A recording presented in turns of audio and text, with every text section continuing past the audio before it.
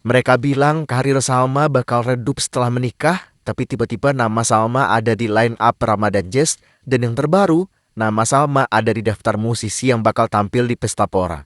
Salma dibilang sibuk bucin, gak fokus karir dan kuliah, tiba-tiba dia rilis album dan jadi sarjana dengan status cum laude di waktu yang bersamaan. Setiap kali Salma bertarung melawan stigma, dia selalu keluar sebagai pemenang.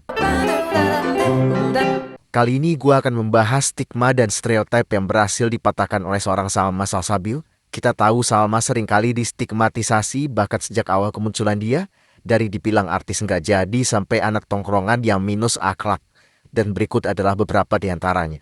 Yang pertama, stigma kutukan juara satu ajang pencarian bakat. Ada sebuah stigma bahwa juara satu ajang pencarian bakat karirnya akan tenggelam atau kalah tenar dibanding mereka yang nggak juara. Dan Salma dengan sangat amat meyakinkan sudah mematahkan stigma itu. Dia juara satu dan menurut gua bukan hanya dari para juaranya aja tapi dari keseluruhan alumni idol, Salma termasuk salah satu yang paling sukses saat ini. Gak usah bukti yang banyak-banyak, Piala AMI untuk artis solo wanita pop terbaik adalah bukti nyata yang gak bisa dibantah. AMI Awards itu tolak ukur yang paling fair menurut gua karena dasar penilaiannya gak hanya kualitas tapi juga popularitas. Jadi balance gitu. Yang kedua, stigma penyanyi berhijab akan susah berkarir di industri musik atau industri hiburan. Ini stigma yang sudah lama ada ya, dan Salma menurut gua salah satu dari sedikit penyanyi atau musisi berhijab yang mampu mematahkan stigma itu. Kuncinya apa?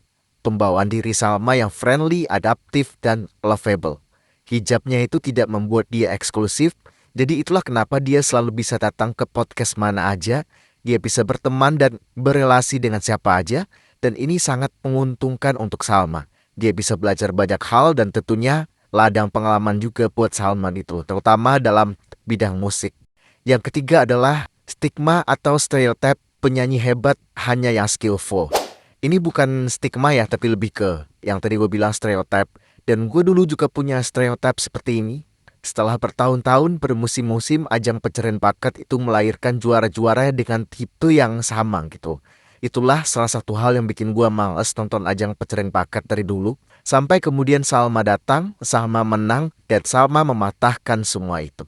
Yang keempat, ini berkaitan dengan stereotip sebelumnya, yaitu jebolan Indonesian Idol adalah penyanyi pabrikan.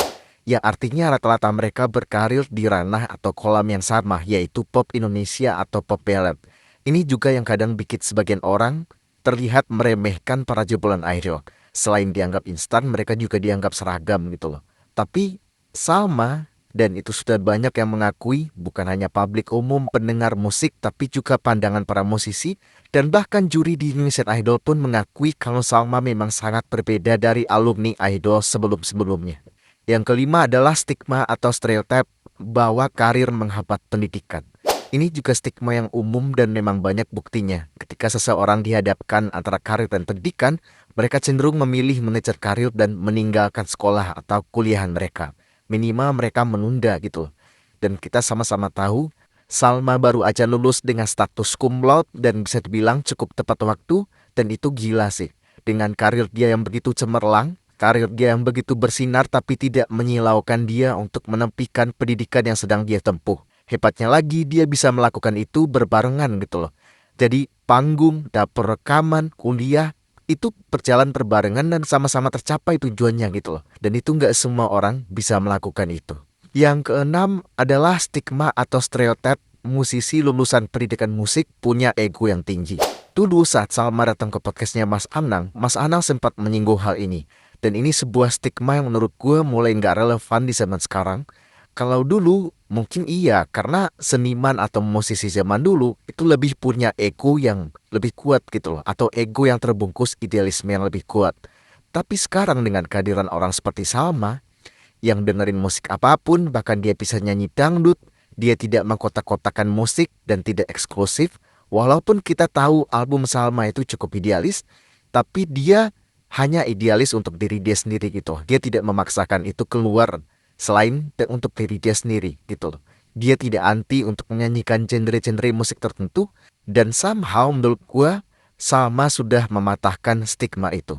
Yang ketujuh adalah, ini hal yang paling sering kita dengar akhir-akhir ini, stigma atau stereotip bahwa menikah bikin karir redup. Ini adalah stigma atau stereotip yang udah ketinggalan zaman menurut gua, dan ini stigma yang paling banyak dipakai beberapa orang untuk merespon pernikahan Salma di awal tahun lalu.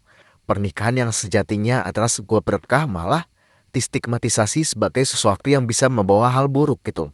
Tapi nggak butuh waktu lama, Salma mampu membuktikan bahwa stigma itu ngawur. Respon terhadap albumnya luar biasa. Dia manggung lagi untuk kedua kalinya di Ramadan Jazz, nanti juga di Prambanan Jazz, dan juga nanti dia bakal tampil di Pesta Pora dan panggung-panggung lainnya. Jadi nggak ada yang berubah gitu loh. Bahkan gue merasa Salma justru lebih produktif setelah menikah, lebih fokus, dan bahkan performa dia lebih bagus lagi gitu loh. Seperti yang bisa kita lihat di Ramadan Jazz kemarin. Itu performa dia luar biasa, bagus banget. Oke, jadi mungkin itu beberapa stigma atau stereotip yang menurut gua Salma mampu patahkan gitu. Jadi ya balik lagi, sebenarnya apa sih makna dari sukses itu? Kalau kita memandang sukses hanya dari angka dan angka, pencapaian dan pencapaian, menurut gue itu hanyalah bagian kecil dari makna besar dari kata sukses itu sendiri. Menurut gua, sukses adalah kemampuan seseorang untuk mencapai tujuannya dalam hidup. Seberapa banyak dia bisa memberikan dampak positif bagi orang di lingkungan dia, dan termasuk seberapa banyak dia mampu mematahkan stigma negatif yang diarahkan pada diri dia. Menurut gua, sukses itu lebih ke situ gitu. Dan seperti biasa, buat teman-teman yang berkenan untuk mendukung atau mengapresiasi konten-konten gua, bisa dengan mengirimkan donasi melalui link yang ada di profil, karena itu akan sangat membantu gua sebagai content creator.